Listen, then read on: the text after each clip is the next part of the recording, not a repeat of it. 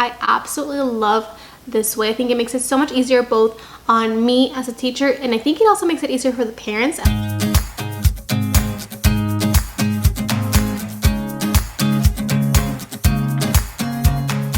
Hi guys, it's Fernanda. Welcome back to my channel. In today's video, I'm going to be talking about how I schedule my parent-teacher conferences in a paperless way. And that's probably because I've only taught for a full year. This is my second year, so that makes sense, right? The first way I know how to schedule conferences is by sending a form home asking parents to write down times that best work for them, and then asking them to turn them all in, and then going through all the papers and then trying to figure out a way where you can fit everybody in the time that they are capable to come in. I've personally never done it that way, but I've seen other teachers do it that way, and honestly it just seems like a lot to keep track of. Now the second way that I know of is what I personally use, and I used that last year and I'm using that this year too. I'm also going to post a question on Teachers Connect asking people how they schedule their conferences, just in case the first way I just talked about doesn't work for you and the next way I'm going to talk about does not work for you either. That way you can still have more options in case you are looking for a new way to schedule conferences. If you don't know what Teachers Connect is, it is basically an online teaching community where you can ask questions, answer questions, or start discussions. And I will have a link for it down below. Okay, so now let's get into how I schedule my conferences in a paperless way. I absolutely love this way. I think it makes it so much easier both on me as a teacher, and I think it also makes it easier for the parents. At least that's the kind of feedback I got from parents last year. So to schedule conferences, I use a website called Sign Up Genius. Now to be able to use Sign Up Genius, you will have to create an account, but it's free. So now I'm just going to go ahead and talk you through how I created my sign up for parent-teacher conferences. So after you have your account and you're all logged in, you're gonna go to the upper right-hand corner where it says create a sign up. It's a big green button. The first screen you're gonna see is gonna ask you for general details. So it's gonna ask you for what group you're gonna want it for, what's the title of your sign up, and just like a description of your sign up. If it is your first time using Sign Up Genius, you will have to create a new group. So instead of clicking on use one of my existing groups, you're gonna click on create a new group, and all you're gonna do is just name it. Then you're gonna name your sign up. I just put fall parent-teacher conferences or something like that. And then for description, it's up to you what you want to put. I don't think I really put much, but I don't remember. Then you're gonna go ahead and scroll down and hit continue. And it's gonna bring you up to another screen, and in this screen you're gonna pick a theme for your sign up. So the theme is gonna dictate how your sign up looks when parents go ahead and click on the link. There are two different types of themes that you can pick from. The first one is a paid theme, so you do have to pay to use that theme, but there's also free themes. The paid themes have a little orange triangle on the corner or the bottom corner, and the free ones don't. I personally do not use the paid ones. I use the free ones because I don't find it necessary to pay to use the theme.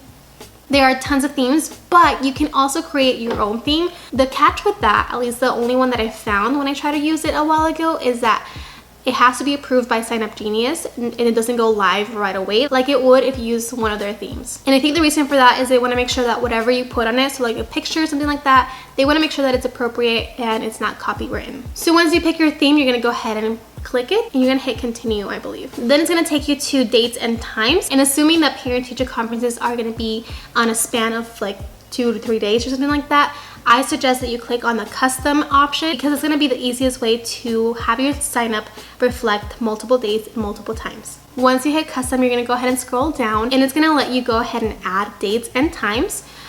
You can manually type the date, but I think it's easier just to click on the calendar and pick the date out. That way you make sure that you have the right date and you don't have like days mixed up. When you're inputting your times, make sure that they all have the proper like AM or PM, because if you put that a time slot starts at 3 p.m. but it ends at 4 a.m., then that's gonna mess up other signups because it's gonna overlap with other signups. But at least to avoid confusion, just make sure that they're all matching. Once you have all of your dates and times, you're gonna go ahead and press continue. It's gonna go ahead and lead you to the slots window, and it's going to go ahead and ask you to title the slot. If you are using this for parent-teacher conferences, you only need to title one slot because they're all going to be the same title for each slot. Does that make sense? All I did was typed in parent-teacher conference on the first line, and then where it says number wanted, I just kept it at 1 because you only want one person to be able to sign up for one time slot. If you scroll down a little bit more on that same page, you're gonna find a layout option. I personally just keep mine on the standard one. Once you picked out your layout, you're gonna go ahead and click it and hit continue. Then it's gonna take you to the settings option. The settings option, I just keep everything the way it is. It's gonna ask that the person signing up puts their name, and it's gonna ask that they have their email, and you can also have a comment, and that can be optional. There are more things that you can ask for, like an address or a phone number or something else, but I don't do this for parent-teacher conferences, then you can look under preferences and change things up there.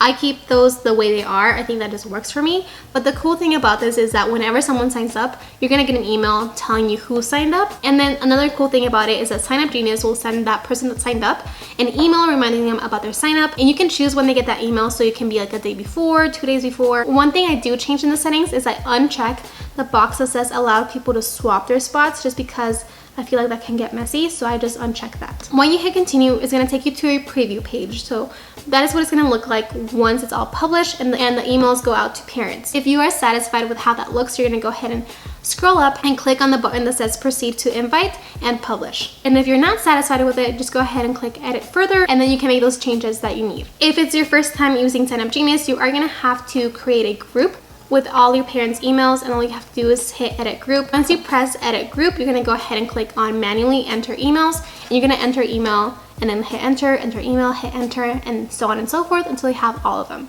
You can also change what's in the email that's gonna be sent to them, and it's up to you what you want parents to see. Once you have all of that done and you're ready to send the link, you're gonna go ahead and press take my sign up live and send my invites, but you can also take your sign up live but not send invites yet, or you can save it as a draft.